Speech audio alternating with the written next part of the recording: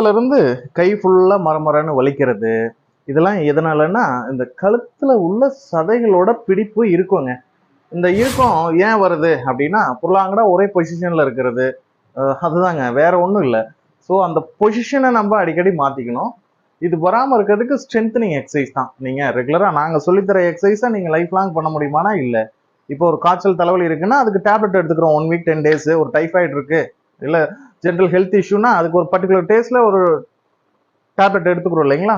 So அதே மாதிரி நாங்கள் சொல்லித்தர இந்த ஸ்ட்ரெச்சிங்கு இந்த ஸ்ட்ரென்தனிங் எல்லாமே ஒரு period of time 1 week 10 days நீங்கள் ரெகுலராக பண்ணிக்கணும். அதுக்கப்புறமா நீங்கள் திரும்ப வராமல் இருக்கிறதுக்கு என்ன பண்ணணும்னா regular routine strengthening cardio exercise நல்ல டயட் நீங்கள் ஃபாலோ பண்ணிட்டீங்கனால இந்த கழுத்தொலி வராது. இந்த கழுத்தொலி வர்றதுக்கு மெயின் காரணம் சதப்பிடிப்பு தான். டிஸ்க் புல் அப் C4 C5 C6ல கம்ப்ரெஷன் இருந்தால் மட்டும் வராதுங்க. சரிங்களா? அதுக்கு எதுவுமே கம்ப்ரெஷன் இல்லையே, ரூட் கம்ப்ரெஷன் இல்லை, ஆனால் ஏன் எங்களுக்கு பெயின் வருது அப்படின்னா அந்த சதைகள் ரொம்ப டைட்னஸ் ஆகிறனால தான் பெயின் வருது.